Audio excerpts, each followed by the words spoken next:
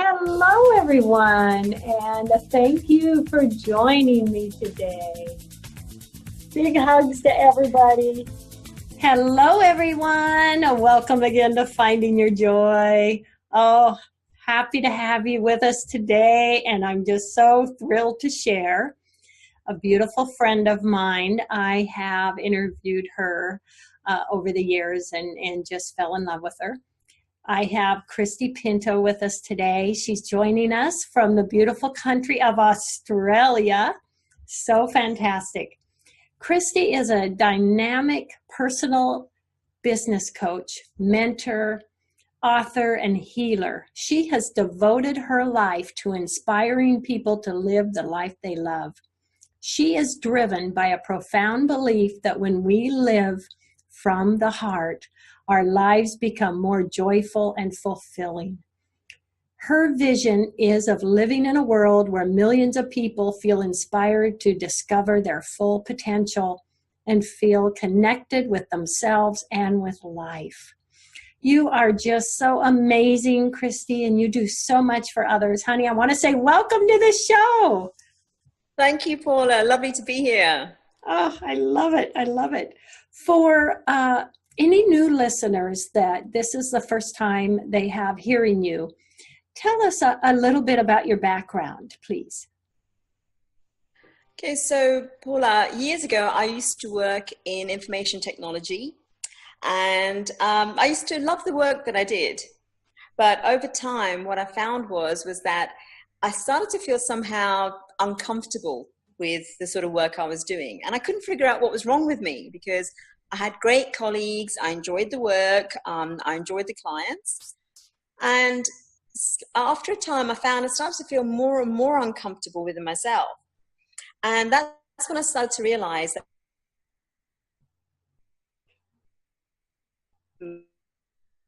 a crisis point, to cut the story short, coming up for 8 years ago, where I really felt like I was going to be torn in two. And in that moment, I realized that really I had another calling in life, and that was coaching.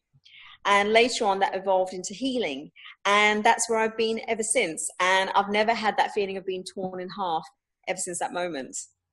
Oh, I love it. I love it. And you are such an amazing coach, and you do so much for others. And I'm really excited about our topic today, what we discussed and what we're going to share today. Christie's going to talk about leadership and leading yourself. So Christie, share your thoughts on that with us, please. Okay. Thanks, Paula. So I picked this topic because what I'm seeing around me right now is that a lot of people who have leadership potential, but they're just not actually being in a leadership position because they don't see themselves as leaders, right?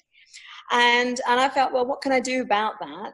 And this is why I thought if I spread some thoughts, some ideas to actually help people to, I guess, get triggered to understand that they probably are a leader, but just not being seeing it that way, that they may start to re-examine what they're doing in their lives and go, wow, okay, maybe I can lead and have more confidence about leading. I love it. I love it. So what are your steps that you would suggest for someone that wants to be more of a leadership role or to find those skills that they may not realize they have? Okay. Well, if I may, I'm going to start with a definition of what leadership. Right? So having been brought up in the UK, in London, of course, I'm going to use the definition from the Oxford Dictionary.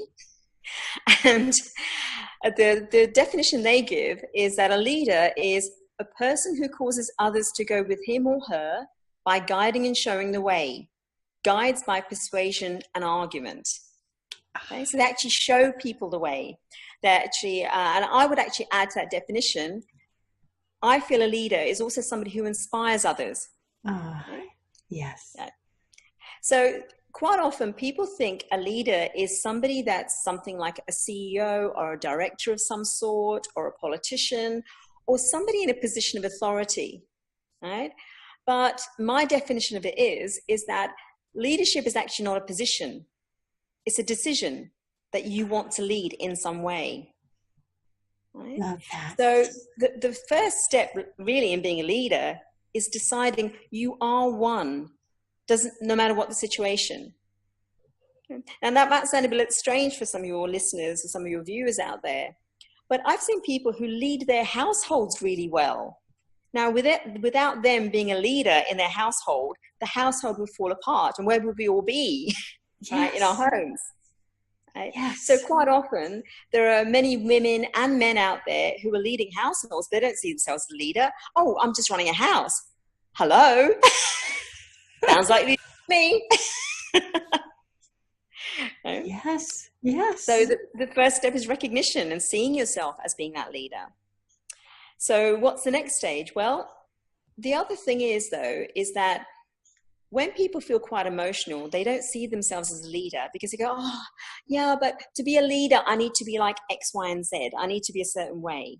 And they then start to feel, maybe I'm not that leader because I lose confidence, or I get angry, or I don't have any emotional control, right? So in that moment, what's important is for them to recognize they need to develop those skills to lead themselves better first. It doesn't mean they're not a leader just because of those things. It just means they haven't learned to manage those things that prevent them seeing themselves as a leader. Yes. I love so my suggestion to the people viewing and listening is to say, okay, well, what is then self-leadership? Is actually to understand what is it that's preventing you seeing that you're a leader. Is it some thoughts you've got about yourself? Is it some emotions that you don't have under control? Is it simply that you see yourself somehow as being smaller and not capable? Right? And those are the things you need to work on. Right? Because once you start to address those and start to actually work on yourself and feel stronger in yourself, have a better way of controlling your emotions, in that moment, you can be the leader you want to be. I love it. I love it.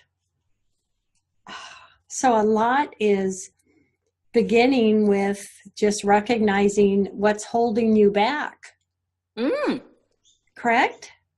Yeah, absolutely, Paula. I mean, I'm sure people come to you for healing because there is stuff holding them back, stuff that's blocking them. Yes. Yeah. So what do you see in some people that you know could be leaders? Yes. What do you see in your healing sessions?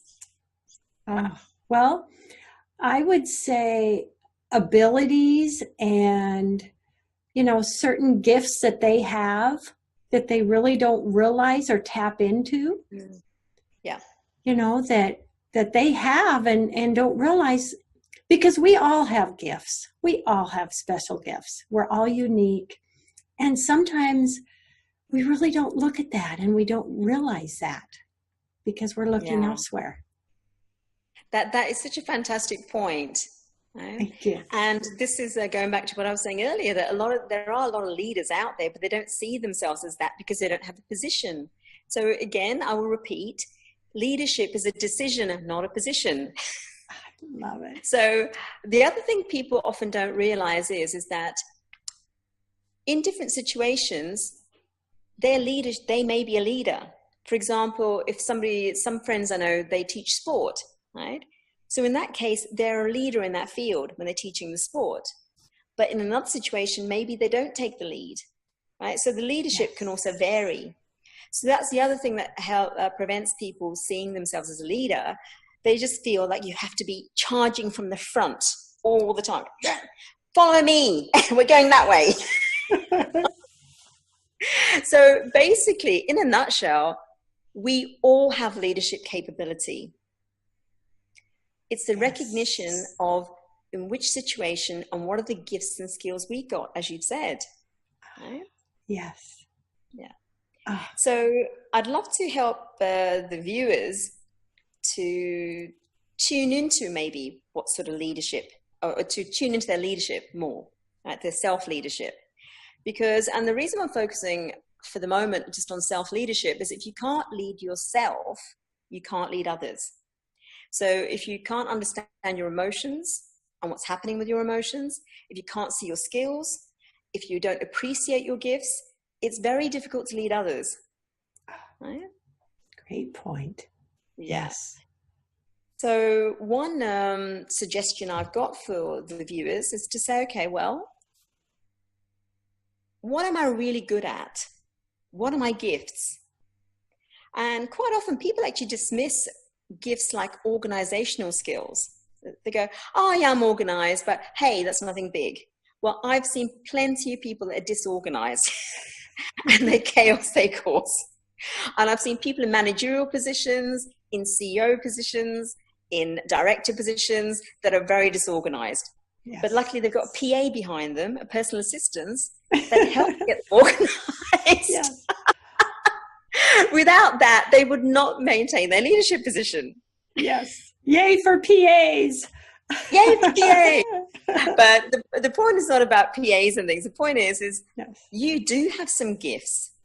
So I find a very powerful technique that's very simple is be really honest with yourself and admit what your gifts are. Yeah? Yeah. We too often dismiss them, saying, oh, that's not worth anything. And I'm going, well, hang on. Like, for example, one of my gifts is cooking. Now I go, oh, millions of people cook. Right? Well, I've been to dinners where people cannot cook, and it's awful. You do not want to go to somebody's place and they can't cook. Yeah, they don't have that gift. And it's suddenly in that moment, your gift or their gift of cooking becomes really important. Right? Yeah. So you realize. Yeah, exactly. Yeah. So some people are great, for example, at being empathetic.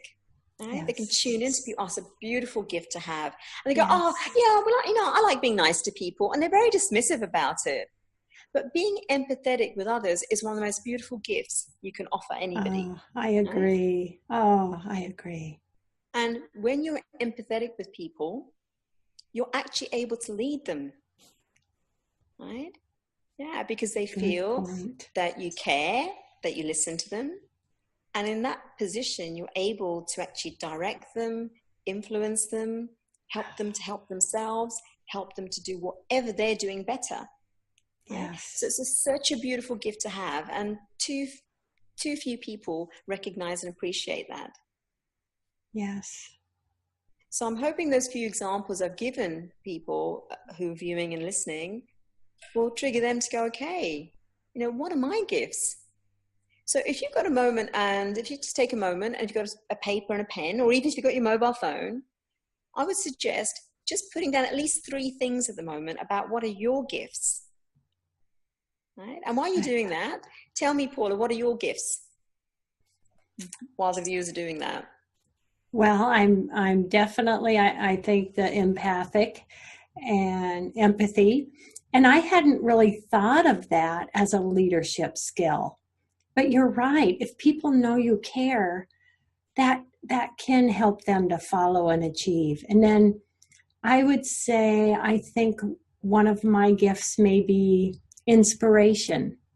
I think inspiring people is a beautiful thing. And then I think probably I would say top of the list, even though it's may not be a gift, but I see it as a huge gift, is my ability and my opportunity to share people like you, Christie, and my other wonderful guests.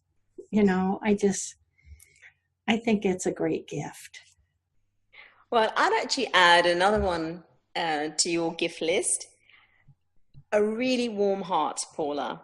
Oh, yeah, your warmth pours out of you every time I speak to you.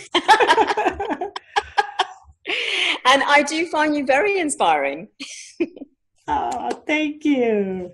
Yes.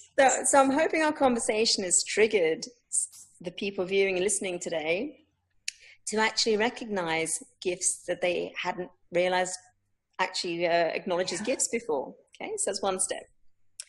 So I'm going to switch tack now. So let's just say then you think, okay, well, I am a leader, perhaps, right?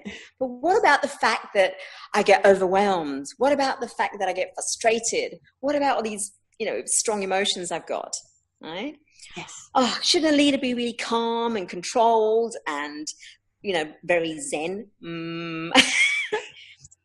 Well, yes, that helps. Yeah. But just because you have those emotions doesn't mean you're not a leader. So to be a better leader and to lead yourself better, one technique I found that is simple is to, when you find yourself having one of those strong emotions, right, where you're feeling really overwhelmed or frustrated or angry, where you really feel like, oh my God, I'm about to lose control with this, is actually, rather than fighting it and telling yourself you shouldn't be feeling that way, recognize that that emotion is trying to tell you something. It's trying to tell you something about what's going on for you right now. Right?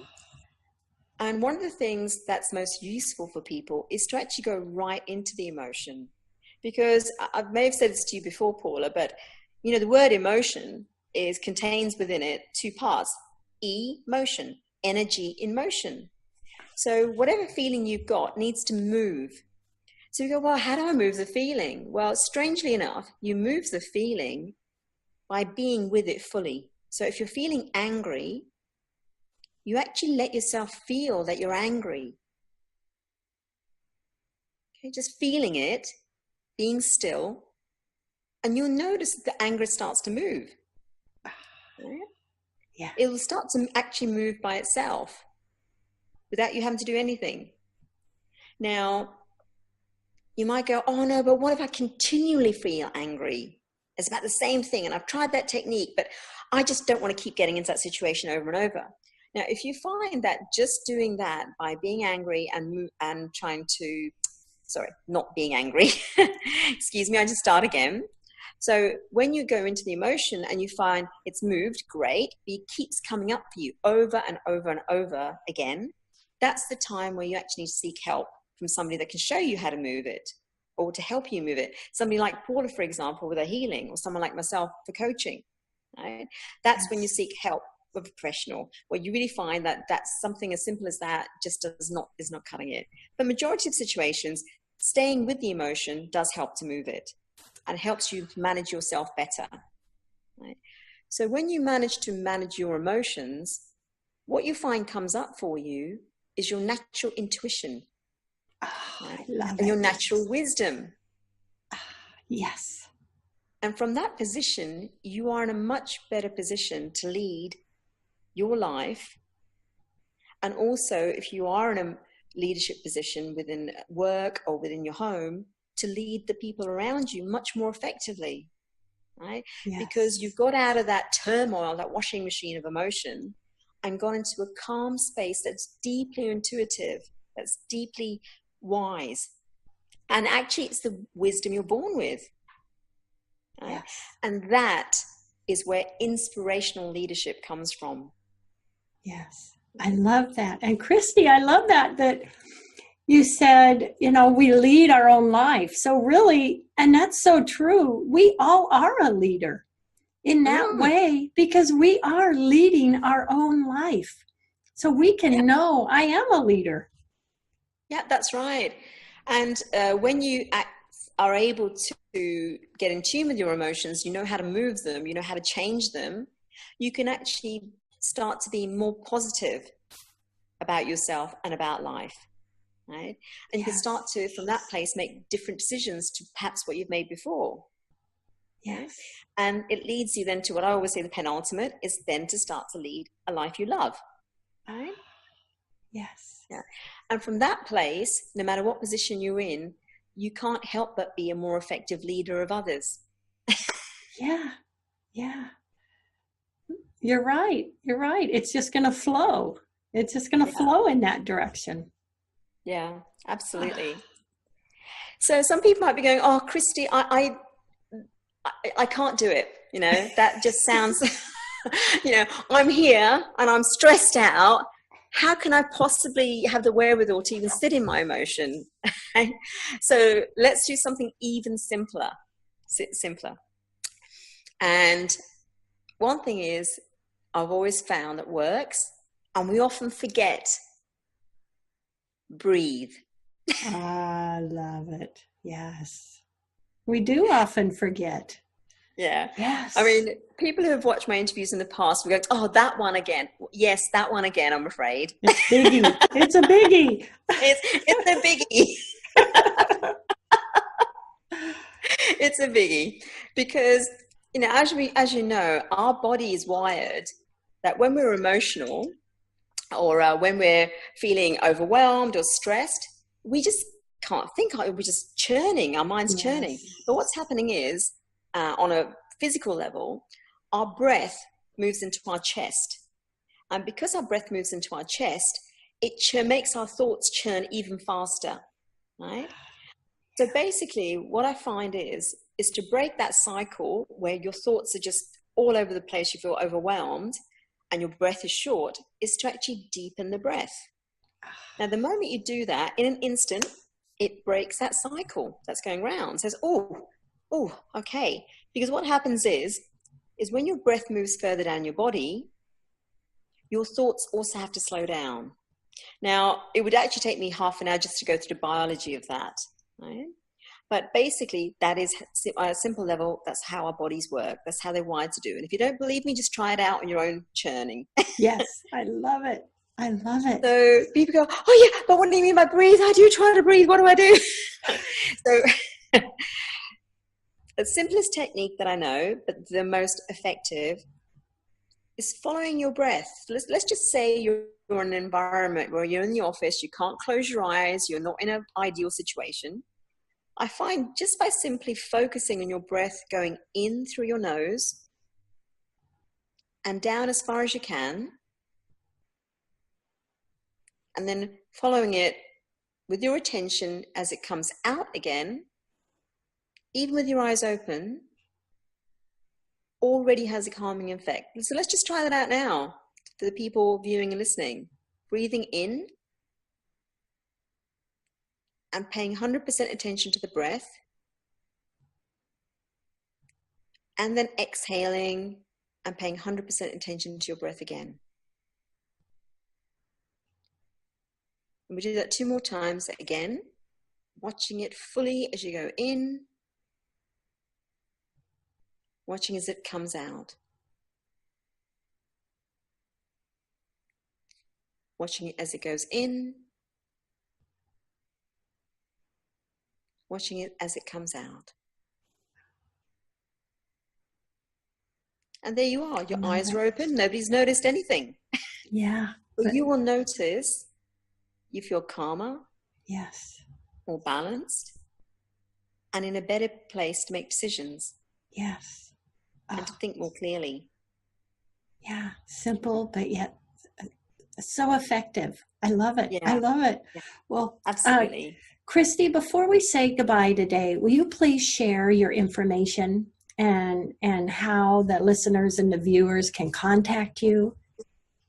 Absolutely. So my website is called www.crystalclearhorizons.com. And for the viewers out there and listeners, there's a template I've actually created for January especially to help you plan out your 2018, right? To make it the sort of life that you want. Right? So yes. Some of it could be how to lead yourself better, and some of it you might want to say, okay, well, how you want to lead others better. That could be incorporated in there. So whatever you want for 2018, whatever you want to improve in your life is on the website. And for those of you who are going, oh God, I would love some more technique so I can think clearly, I've actually got free resources on my website under free stuff. Right? So if you go under there, you'll find 3 different pieces of material I've created to help you to actually calm yourself and to think more clearly and to tune into your natural abilities and your leadership skills. I love it. And if you want further assistance and you want to work with me directly, there's a way to contact me on the website. Oh, I love it. I love it. And also, everyone, you can check out my website for information about Christie, wellnessinspired.com. You can go to kknw.com, and also the show will be on YouTube.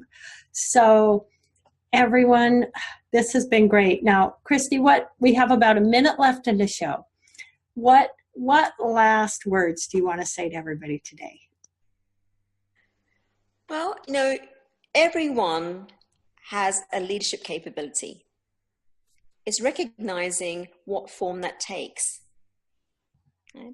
Is it in your house, in the sports you're interested in, within a company environment, within your own business, whatever area that is, each and every one of us has some ability to lead. Right? So we are actually all born leaders. Yes. Timon recognized it. I love it. I love it. You are such an inspiration, my dear. Thank you. You are. You are. Always a pleasure to be on your show, Paula. So thank you for having me today. And thank you to the viewers and listeners for joining us. Just so honored. Thank you, everyone, for joining us. And love, hugs, and blessings. Christie, love, hugs, and blessings. Bye.